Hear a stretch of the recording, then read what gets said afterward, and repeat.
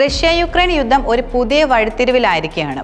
യുദ്ധം അവസാനിപ്പിക്കാനായി American president Donald Trump നടത്തുന്ന നിർണായക നയതന്ത്ര നീക്കങ്ങളാണ് ഇതിന് പിന്നിലുള്ളത്.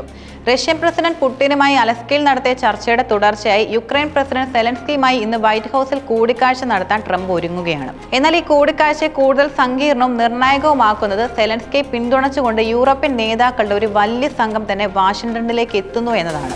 അലസ്കയിൽ പുടിനുമായി നടത്തിയ കൂടിക്കാഴ്ചയിൽ യുദ്ധം അവസാനിപ്പിക്കാനുള്ള റഷ്യയുടെ ആവശ്യങ്ങൾ ട്രംപ് ചർച്ച ചെയ്തതായി റിപ്പോർട്ടുകൾ സൂചിപ്പിക്കുന്നു.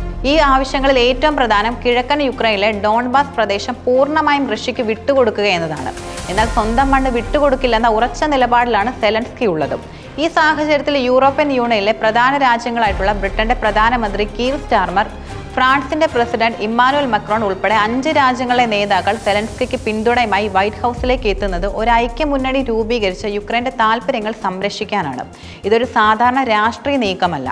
യൂറോപ്യൻ യൂണിയന്റെ ഈ അസാധാരണ നീക്കത്തിന് പിന്നിൽ വ്യക്തമായ ലക്ഷ്യങ്ങളുമുണ്ട്.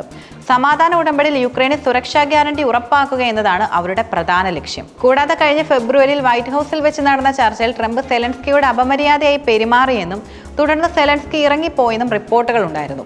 ഇത്തവണ അത്തരമൊരു സംഭവം ആവർത്തിക്കാതിരിക്കാൻ കൂടിയാണ് യൂറോപ്യൻ നേതാക്കൾ ഒന്നിച്ചെത്തുന്നത്. ഫ്രഞ്ച് പ്രസിഡന്റ് മക്രോൺ വ്യക്തമാക്കിയതുപോലെ യൂറോപ്പിന്റെ ഈ നീക്കം യുക്രൈനും യൂറോപ്യൻ സഖ്യകക്ഷികളും തമ്മിലുള്ള ഐക്യം ലോകത്തിന് മുന്നിൽ അവതരിപ്പിക്കുന്നുണ്ട്. വൈറ്റ് ഹൌസ് കൂടിക്കാഴ്ചയ്ക്ക് മുന്നോടിയായി ട്രംപ് തന്റെ നിലപാടുകൾ ട്രൂത്ത് സോഷ്യലിലൂടെ വ്യക്തവുമാക്കി. യുക്രൈൻ പ്രസിഡന്റ് സെലൻസ്കിക്ക് വേണമെങ്കിൽ റഷ്യയുമായുള്ള യുദ്ധം ഉടനടി അവസാനിപ്പിക്കാം, അല്ലെങ്കിൽ അദ്ദേഹത്തിന് പോരാട്ടം തുടരാമെന്ന് അദ്ദേഹം കുറിച്ചു. യുക്രൈന് നാറ്റോയിൽ പ്രവേശനം നൽകില്ലെന്നും ക്രിമിയൻ ഉപദ്വീപ് ഉപേക്ഷിക്കണമെന്നും അദ്ദേഹം ആവശ്യപ്പെട്ടു. 2014 റഷ്യ യുക്രൈനിൽ നിന്ന് പിടിച്ചെടുത്ത ക്രിമിയ തിരികെ ലഭിക്കില്ലെന്ന് ട്രംപ് ആവർത്തിക്കുകയും ചെയ്യുന്നുണ്ട്.